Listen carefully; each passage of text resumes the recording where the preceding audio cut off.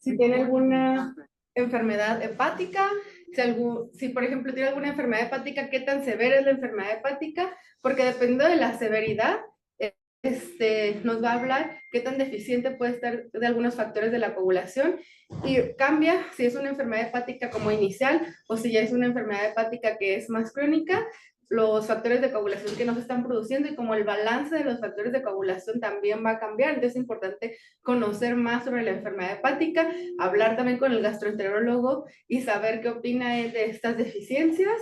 Si el paciente tiene colestasis, malabsorción intestinal, que esto nos va a llevar a una deficiencia de vitamina K, si el paciente tiene sepsis, o está en evaluación de sepsis, porque entonces nos puede estar hablando que a lo mejor no es una enfermedad hemorrágica hereditaria, pero que podría ser un CID en este momento. Si el paciente tiene esplenomegalia y está secuestrando además las plaquetas, y entonces una trombocitopenia, pero por una esplenomegalia.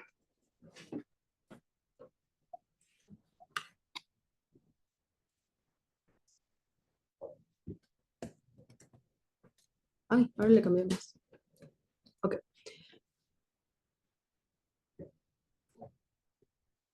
Entonces aquí tenemos algunas enfermedades genéticas y cuáles son sus alteraciones hemostáticas y cuáles son sus alteraciones físicas de los pacientes, ¿no?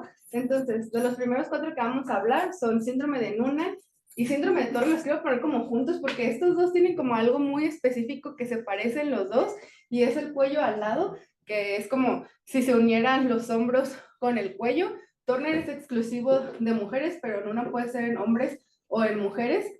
Y pues todos tienen como rasgos específicos y los 4 de estos síndromes pueden tener estatura baja y ya depende de cada uno de estos, pues puede tener algunas otras alteraciones. Pero lo importante es que cualquiera de estas 4 enfermedades pueden tener trombocitopenia. Y, por ejemplo, bueno, todas menos, no cito, las 4 tienen alteraciones cardíacas.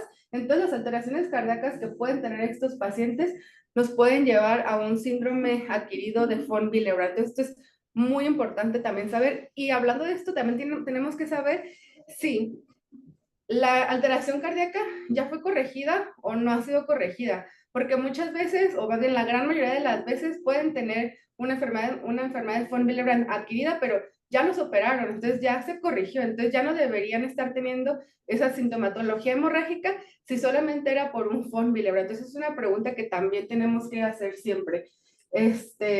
Y de síndrome de Turner también pueden tener factores bajos de factor 8 y de factor 9. Luego,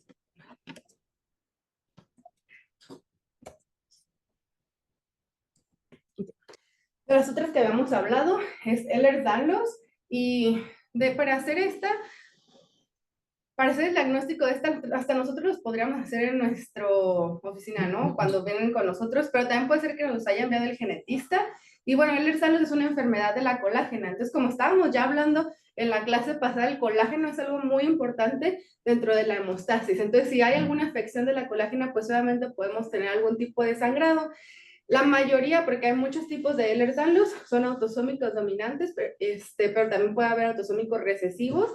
La mayoría son del tipo hipermóviles y las manifestaciones clínicas de los hipermóviles y que se comparten con algunos de los que no son hipermóviles son hipermovilidad articular generalizada, subluxaciones, dislocaciones, inestabilidad articular, pueden tener dolor articular crónico, hiperextensibilidad de la piel y fragilidad tisular. Y nosotros, bueno, se desarrolló un score que se llama Score de Brighton, que lo podemos hacer nosotros y que si alguien quiere venir para hacerlo, podríamos hacerlo. ¿Quién quiere intentar? A ver si tiene Ehlers-Danlos aquí. Aunque no crean que puedo hacer, nada más para hacerlo y ver qué es lo que le tenemos que pedir a un paciente en la clínica, ¿no? Más rígido.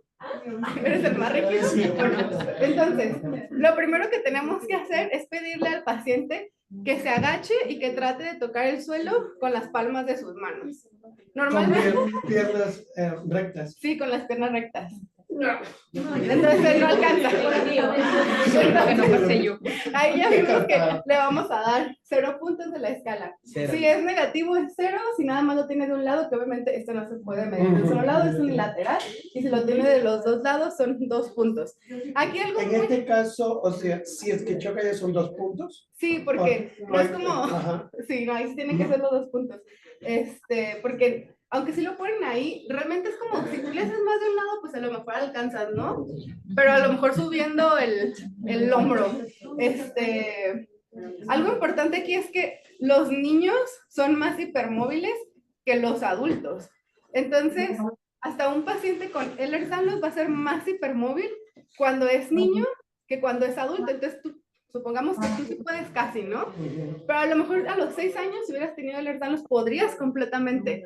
Pero al ir creciendo y al ir teniendo daño articular, solo por ir creciendo, o sea, solo por la adultez, ya no va a ser tan hipermóvil. Y también que los pacientes con Ehlers-Danlos, como tienen alteraciones articulares, pues se van a ir como acentuando cada vez más y lo que podían antes hacer ya no lo puedan hacer. O sea, es como los pacientes con hemofilia antiguos que no recibían nada de tratamiento y cuando estaban chicos estaban súper bien, pero cuando ya están grandes a los 32 años, pues ya las articulaciones están más rígidas, ¿no? Es lo mismo que pasa con los pacientes con Ehlers-Danlos. Luego, tenemos que saber qué tanto es la hiperextensión que va a tener al hacer este movimiento, ¿no? Entonces, si ustedes ven aquí, no tienen nada de hiperextensión, o sea, se ve recto. Los pacientes con Ehlers-Danlos se vería que es así y luego como así, ¿no? Que 0 puntos. Luego la siguiente es ver, poniendo el dedito así y ver si este dedo alcanza a llegar hacia esta parte. Que obviamente esto no lo estamos viendo bien porque pues no tienes Ehlers-Danlos, ¿no? Luego poniendo el dedo así, poniendo la mano así y haciendo, puede ser un dedo, hasta pueden ser todas las manos. Ay, no sé si estás bien rígido. Porque no, esto es lo máximo que se puede hacer un poquito más.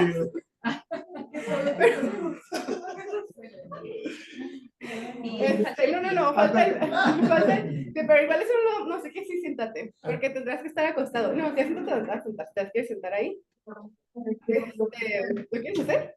¿Cuál? El de la pierna. Pero realmente es lo mismo que en el brazo y es ver qué tanto angulación tiene. Pero igual no lo vas a ver. Entonces, todo esto lo podemos hacer en la consulta y si nosotros vemos que sí parece que tiene una hiperextensibilidad, entonces lo podemos mandar al genetista. Y ser también muy cuidadosos porque pues los criterios clínicos son bien diferentes, ¿no? Y, por ejemplo, a mí me pasó cuando estaba haciendo el fellowship, que era un paciente que la mamá se veía que tenía hiperextensibilidad, la niña tenía hiperextensibilidad, ya los había visto el genetista, y el genetista dijo que no, era un Ehlers-Danlos. Y el genetista dijo que no teníamos que hacerle ningún estudio de Ehlers-Danlos, pero cuando ya no encuentras una causa para saber si un paciente tiene alguna enfermedad hemorrágica, lo que muchos hacen, si realmente es algo grave, o que los papás quieran, pues es mandar estudios genéticos, ¿no? Y en ese paciente se mandaron estudios genéticos y se vio que sí tenía un tipo de Ehlers-Danlos al final. Entonces es como confiar en nuestro criterio clínico, pero también como enviarlos con los interconsultantes para ver también ellos qué nos dicen. Y si tú crees que sí puede ser, pues confiar como en tu instinto y en tu exploración clínica, ¿no? Y seguir con eso. Luego, hablando de la telangiectasia hemorrágica hereditaria, en estos pacientes tienen malformaciones arteriovenosas, o sea que no tienen capilares entre una vena y una arteria. Y cuando pasa esto en superficies mucosas o en la piel, se pueden ver como lo que llamamos telangiectasias. ¿Tienes preguntas? Ah, ok. Y se ven como puntitos, se ven las superficies mucosas, pero si nosotros tocamos y presionamos ese puntito va a desaparecer. Silencio, por favor. Porque ese puntito está, o sea, tú le quitas el flujo sanguíneo cuando lo aprietas y cuando lo dejas de apretar, el flujo sanguíneo continúa. Entonces, por eso es que cambia de color cuando lo presionamos. Ahorita vamos a ver algunas fotos, pero estos pacientes pueden tener una enfermedad que no es grave, pero también pueden tener una enfermedad grave si estas malformaciones arteriovenosas se encuentran en sitios delicados del cuerpo. Esos sitios delicados pues son órganos internos, que puede ser el cerebro, el hígado, el pulmón, el páncreas.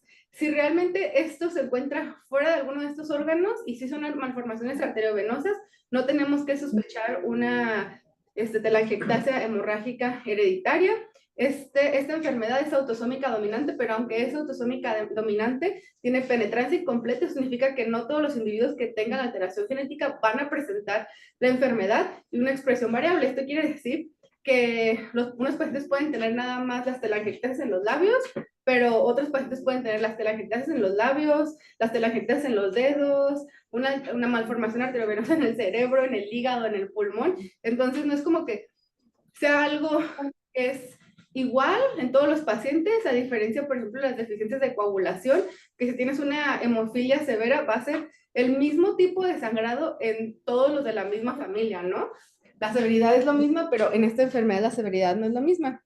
Y para hacer el diagnóstico tenemos los criterios de Curacao, que si tiene 3 criterios positivos de 4, podemos hacer diagnóstico de la enfermedad, y si tiene 2 criterios positivos, podemos decir que es una enfermedad probable. El primer criterio es una epistaxis. Estos pacientes te van a llegar porque tienen epistaxis espontáneas, recurrentes, y normalmente son nocturnas. Entonces, sí, por eso es importante hacer el cuestionario de epistaxis y saber en qué momento pasa, porque ya sabiendo que es nocturna, ya podemos sospechar en esta enfermedad. Tienen las telangiectasias múltiples en los labios, en la cavidad oral, en dedos, en nariz. Entonces, siempre que estemos evaluando un paciente con epistaxis, tenemos que verle los labios, tenemos que abrirle la boca para ver si tiene puntitos. A veces son puntitos súper mínimos.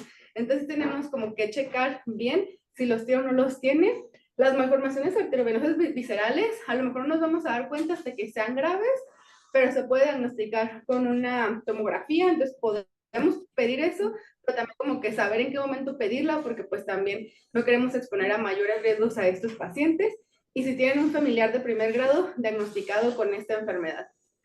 En la siguiente hay unas imágenes. Entonces ven cómo los puntitos pueden estar en todas las superficies mucosas y que a lo mejor son áreas que ni siquiera exploramos tan frecuentemente como la lengua y las orejas.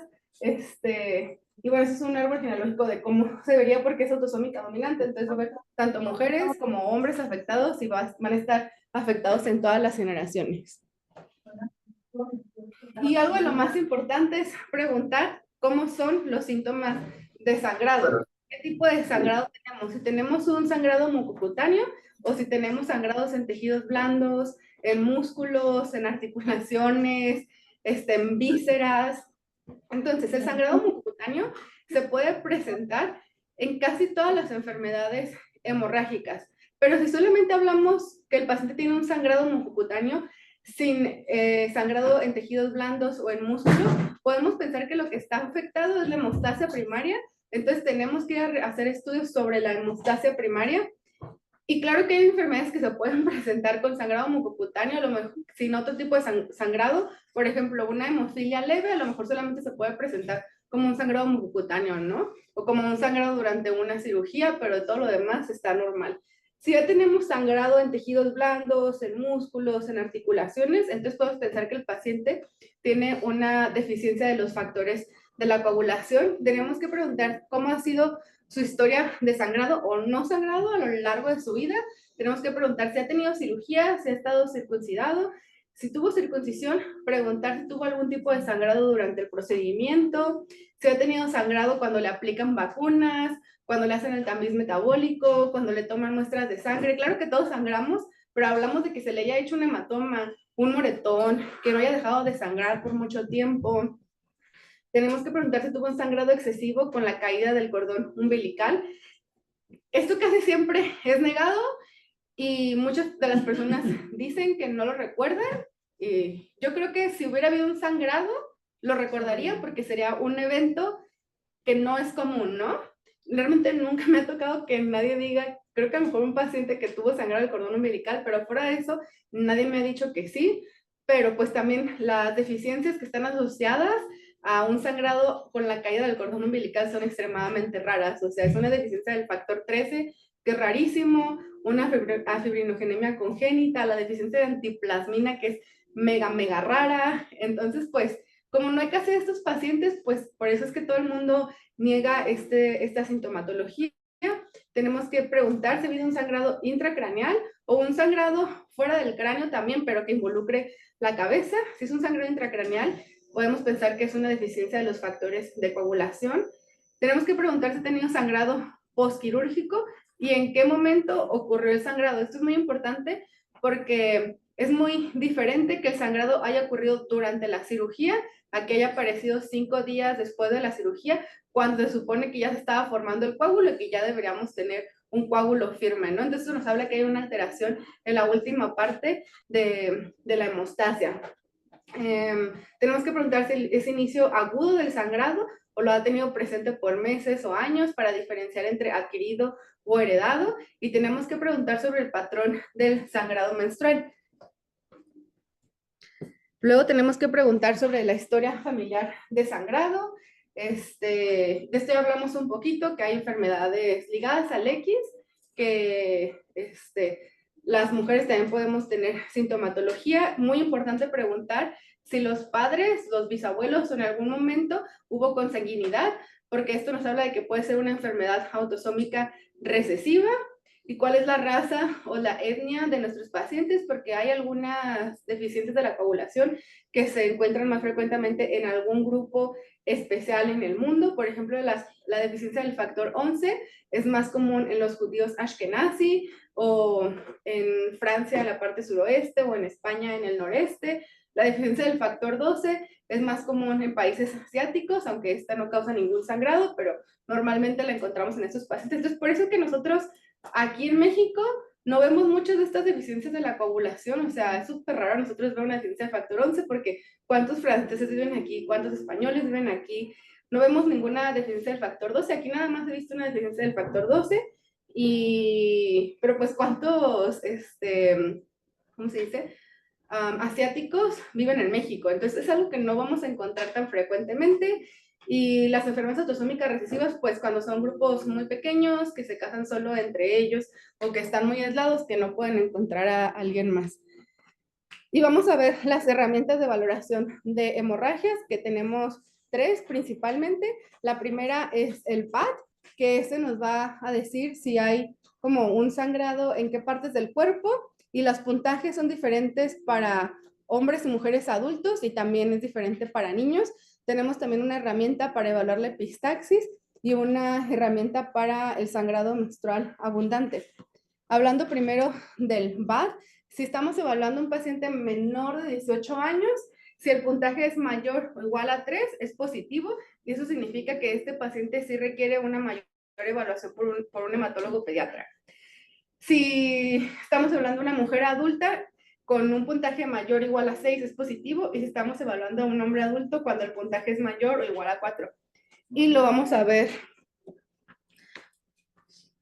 no sé qué tanto alcanzamos a checarlo, pero bueno, a lo mejor lo podemos hacer un poquito más rápido. Evalúa la epistaxis, evalúa todos los tipos de sangrados más comunes, y también podemos preguntar al paciente si ha tenido algún otro sangrado que no hemos preguntado. Y algo importante aquí es que, déjame ver, bueno, es por puntajes. 0 es cuando no lo ha tenido para nada, o cuando ese procedimiento no se ha hecho, y va hasta el 4. Y si ustedes se fijan, en esta última, casi en 0, 1, en el 2, se pregunta si ha tenido que ir al médico para evaluar ese tipo de sangrado. Eso es lo que preguntan en casi todas estas. Y luego en el número 3, preguntan si se ha necesitado algún tipo de tratamiento. Entonces, por ejemplo, hemostasia quirúrgica, un empaquetamiento, antifibrinolíticos.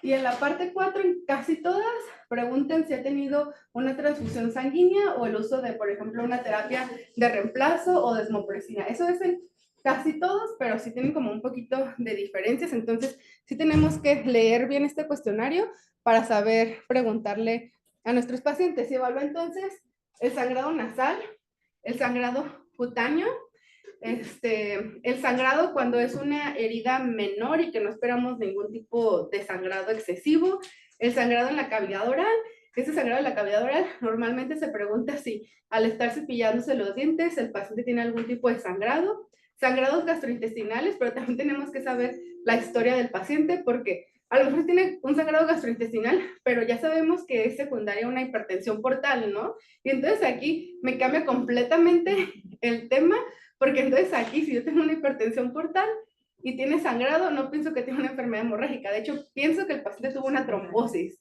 neonatal. Entonces por eso es muy importante preguntar este tipo de cosas.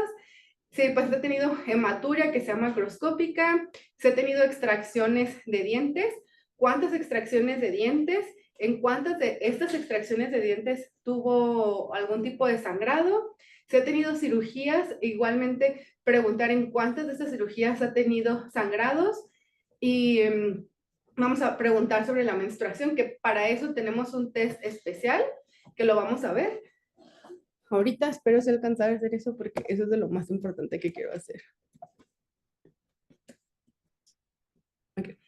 Luego, si son mujeres, también preguntar si tuvo hemorragia posparto, si han tenido hematomas musculares, hemartrosis, sangrado del sistema nervioso central y cualquier otro tipo de sangrado, como lo que hablamos. Sangrado con la queda del cordón umbilical, un cefalohematoma, un hematoma en el cachete cuando están aprendiendo a succionar, una hemorragia conjuntival o un sangrado excesivo con circuncisión o con venopunciones. Luego tenemos que saber cuándo es un sangrado menstrual normal para saber cuándo está teniendo nuestra paciente un sangrado menstrual anormal. Entonces se considera normal que el sangrado empiece entre los 10 y los 16 años y los primeros ciclos normalmente van a ser anovulatorios porque el eje hipófisis y el ovario no están maduros todavía. Entonces, esa puede ser una de las razones por las que la paciente tiene un sangrado menstrual abundante que no tiene nada que ver con alguna enfermedad hemorrágica. El sangrado menstrual normalmente dura menos de 8 días. ¿Y cuando se considera normal?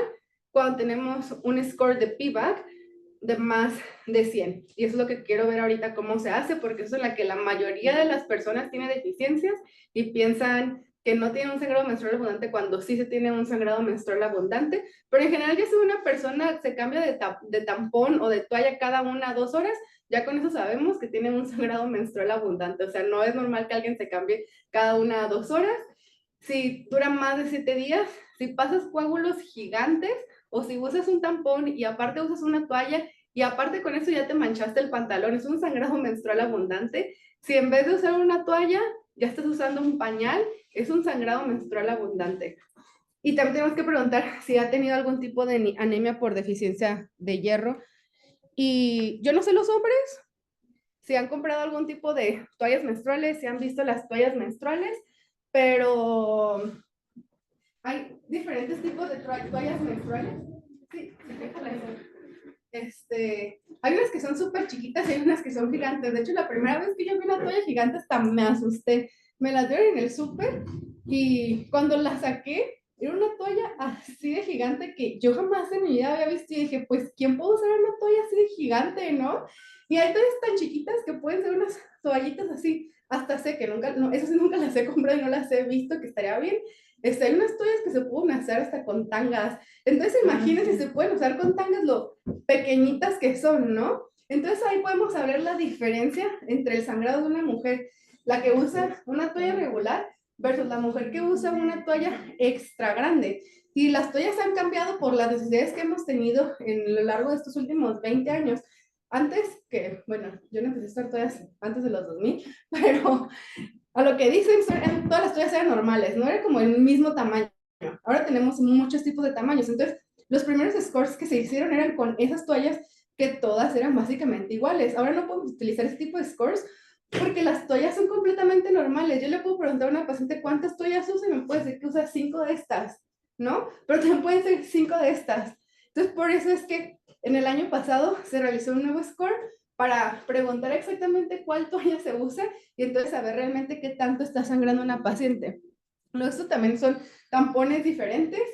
Yo también de que, bueno, eso por mi uso, ¿no? Yo compraba de que tampones de los regulares y una vez vi un tampón de que así, yo de que no puede ser que alguien se ponga un tampón tan chiquito, pero también, o sea, la diferencia es gigante entre así y así, y así, ¿no? O sea, no les cabe la misma cantidad de sangre. Aquí les dice cuánta es la cantidad de sangre que le cabe más o menos a cada uno, pero 6 gramos versus 15 gramos es 3 veces más.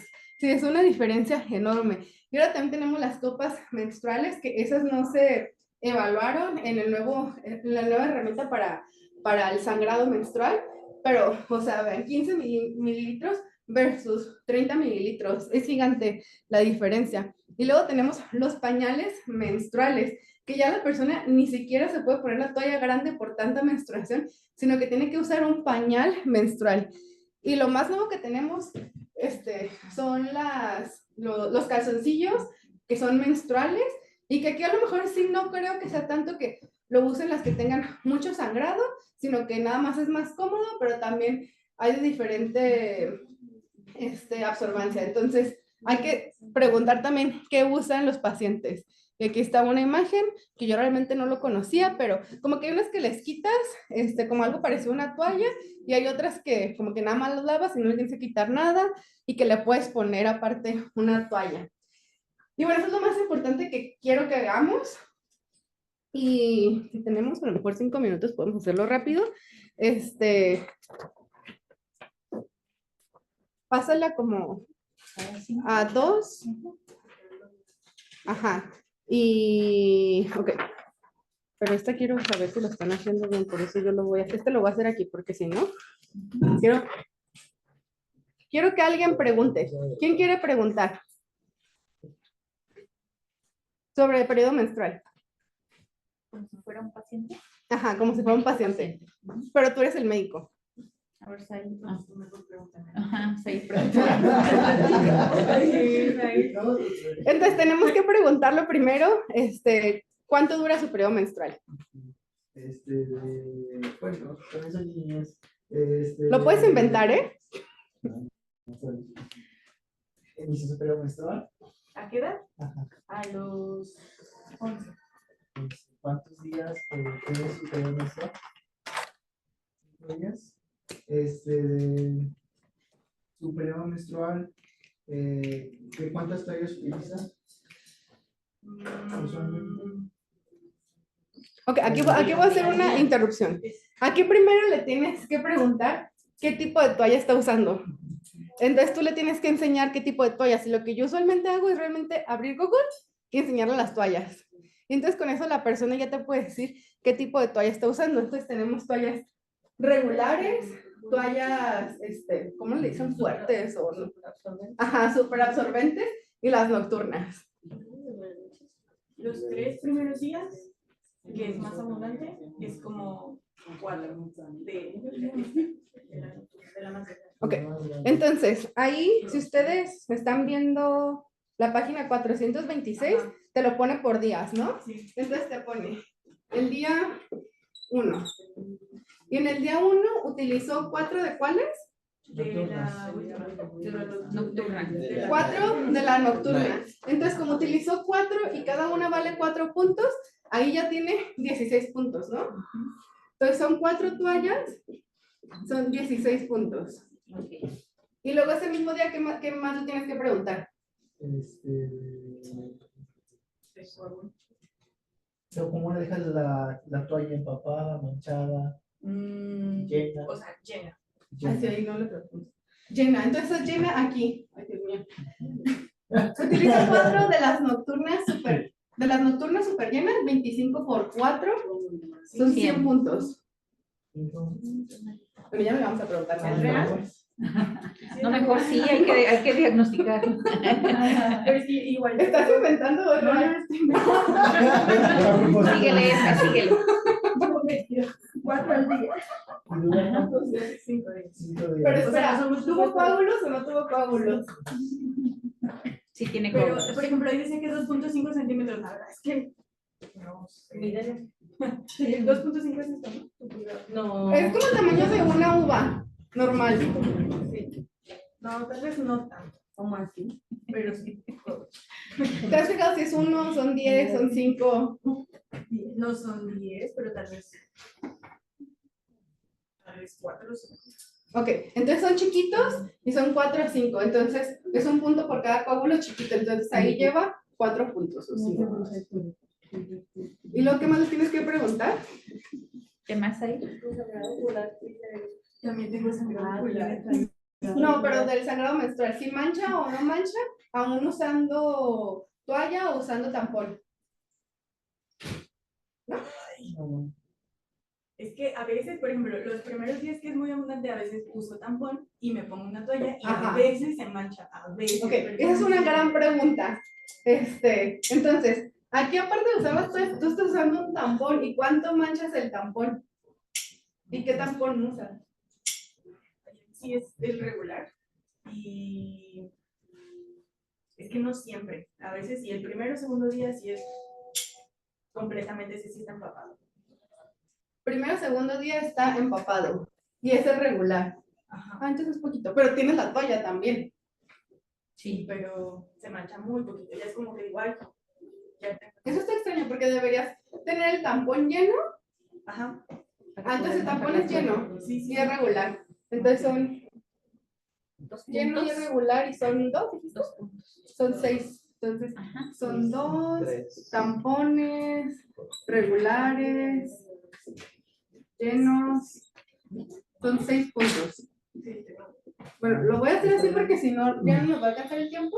Pero aquí solo fue un día. Y tienes 100 puntos por la toalla. 2 puntos por los tampones. Por los coágulos. Tienes 5 puntos y dijiste que a veces manchabas, ¿no? A veces. Flooding. ¿Qué tanto manchas? ¿Poquito? No, súper poquito. Gracias. Ok, entonces serían como 25 puntos. 100, 125, 130, 136 puntos. Y dijiste que los primeros 3 días son más o menos iguales. Más o menos. Si te hicimos el test normal, tendríamos que saber realmente qué tanto es. Entonces aquí son aproximadamente, 90. ¿cuántas? ¿Ya hicieron el cálculo? 308. Son 408. Este es un montón, nada más son los 3 días y dijo que duraban 5 días. Cuando nosotros tenemos más de 100 puntos, significa que estamos perdiendo 80 mililitros de sangre. Entonces, tú aquí estás perdiendo 8, como 320 mililitros de sangre por cada menstruación. Entonces, es un montón. Entonces, tenemos que saber bien cómo se hace esto, porque a veces nosotros hacemos este test, pero nada más le preguntamos cuántas toallas y no contamos que cuántos puntos son cada toalla, o cuánto lo están llenando. Entonces, tu score a lo mejor hubiera cambiado completamente, hubiéramos sacado un score nada más de 20, si no hubiéramos hecho exactamente esto bien. Pero igual lo pueden revisar en tu casa y hacerme las preguntas de cómo se tiene que llenar, Ok. Entonces, porque es ¿se bien hace por día, importante. Caro? Sí, es por día. Por día de todos los días que dura la menstruación. Ajá, si dura 20 días, tendrás que hacerlo, o sea, preguntarle los 20 días. Si dura 5, 5. Si dura 1, solo 1. Y cada día ir sumando. Ajá. Entonces arriba de 100.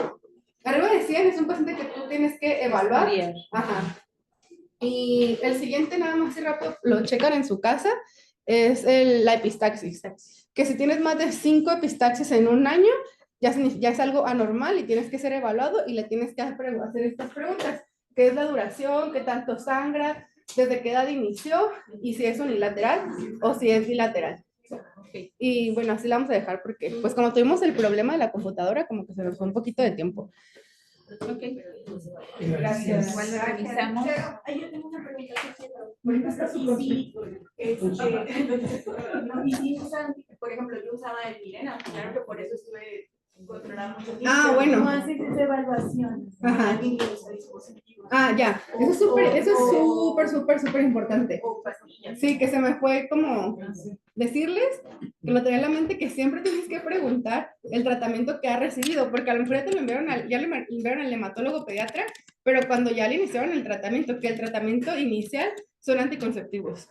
Entonces, yo lo que hago es preguntar que se acuerde más o menos cómo era su sangrado antes del tratamiento y cómo ha sido su sangrado después del tratamiento. Y realmente cada vez que ves a un paciente con enfermedad hemorrágica, con historia de sangrado menstrual abundante, yo siempre hago de nuevo el test para ver si está mejorando, si no mejoró nada, o sea, ¿qué ha pasado, no? Si el tratamiento está sirviendo o no está sirviendo, porque a lo mejor el tratamiento no sirve y le tengo que dar algo más.